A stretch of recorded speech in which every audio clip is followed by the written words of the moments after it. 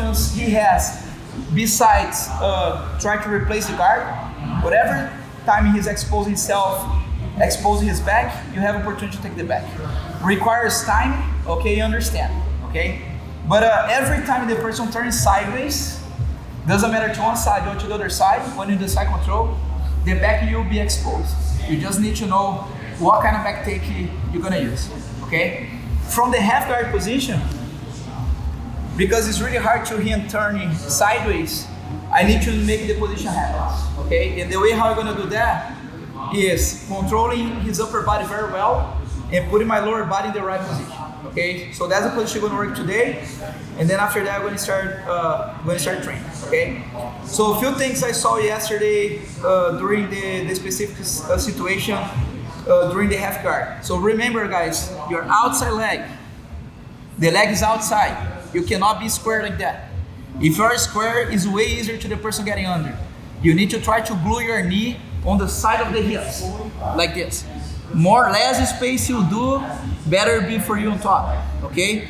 More you are towards this way, more space the person has to go under, and easier you'll be to the person turning sideways.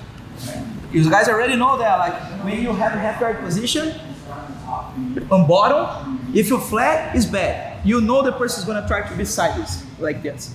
So if you're on top, you need to do the opposite, right? You need to make the guy flat. If you keep your knee in this position, even if you have the head control, so look, I be able to turn the sides, look how I can place my frames, and I can start to create space to do whatever I want from the half guard position, okay? So it's super important. That's something, is my first concern when I get a half guard, especially if I have the head control. So again, the head control, you guys gonna try to go as deep as you can on the leg. And my first concern now is try to glue my knee on the hips and I be more like a sideways. You guys see, look at my hips position. I'm not square. Okay, I'm a little bit sideways towards this way. Because what happens, if your Professor Amar start to hip escape out, so look how I can follow his hips. Look how I can keep always keeping him flat. The other thing this does, I don't need to have my hands lean in this position. I can have my hands on the floor. Because even if he's getting underhook on me, I'm gonna be able to pass it. I can start to free my knee. Even if he has the underhook. Okay? So it's important for us create this bad habit, this good habit. When you guys get the head control and you have a very good upper body control with your shoulder, so the outside leg need to glue in the hips, you guys gonna be in your toes. You look at my inside leg, I'm gonna start to walk towards this way, look. So that makes the life of the guy on bottom really hard. It's really hard to deal with that when you are on bottom. Right, Professor Kai? Right. If you're a half guard player, you know what I talk about. So you're gonna try to go as deep as you can. The frame will be here. When you walk towards to the side, you guys can post your hands on the floor, or if you prefer, you can start to go to the leg of the guy. The frame will be here. More you apply pressure towards this way, easier you'll be to the person to put her head up. And now your shoulders, look how my shoulders start to disconnect, right? To my shoulder be connect, I need to face this way. I face the legs, pretty much like a long step pass. But my hips is not down. I still have my toes alive. So when I get this part of the position, I'm gonna start to open his lapel. The same way you do the Bravo choke, okay? I'm gonna start to open his lapel, and pay attention, I'm gonna share some details to you guys get the grips a little bit better. I'm gonna start, when I get the lapel, if you feel the grip is not good enough, go in the end of the lapel and pulling up, look. Look how I adjust the lapel, right? If you get here, and if you're right, I don't have a good grip, go here, look. And make it harder to the ground bottom. Because look now, I didn't pull in yet. When I pull in, pay attention to his frame, keep the frame. So pay attention to the frame, try to push. Try to push. Look how it's hard. Okay? What happened here? He doesn't have the frame anymore, right? You isolate the frame. He loses the power, I'm gonna raise. He loses the power about pushing you, okay? And this is huge when you are fighting on top. So what I'm gonna do next? I'm gonna hide my head. How? I'm gonna push his elbow. When I push his elbow up, I duck my head and I go here, look. When my forehead touches the floor, it's over, okay? When your forehead touches the floor, forget about putting your head up. Now the pressure just go like this, look, like a tripod, all the way down.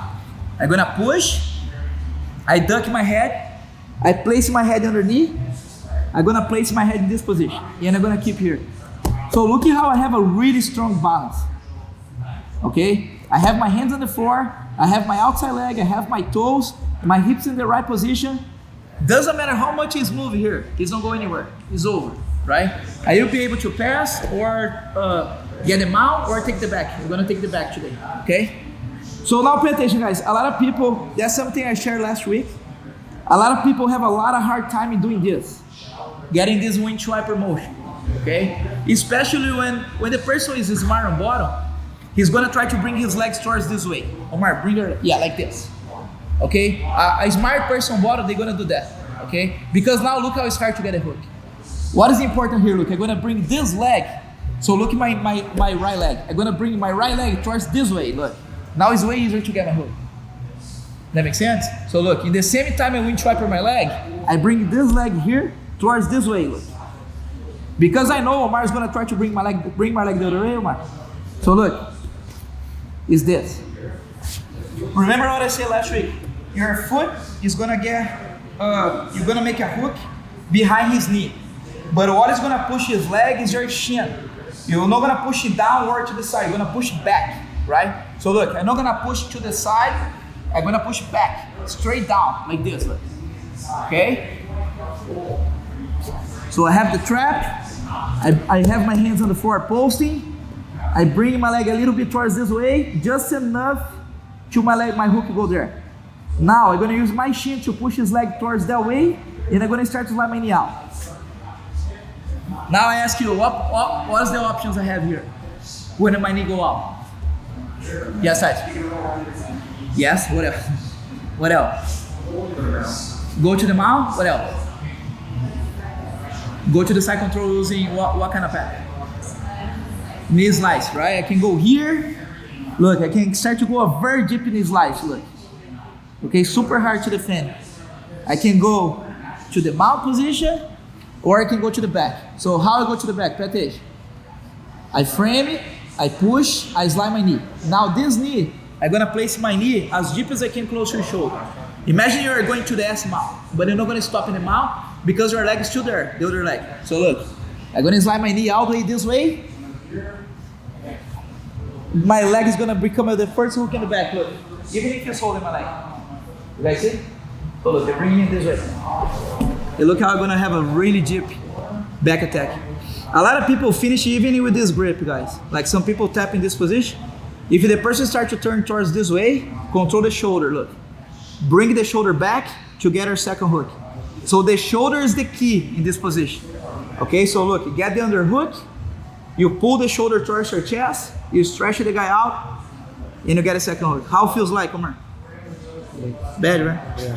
So look how I like a really bad spot here. Okay? If your leg is not locked, then I recommend you guys place the hook here. Try to see my leg work. Even better if your leg is not locked, look. If you're free, you start to slide your knee.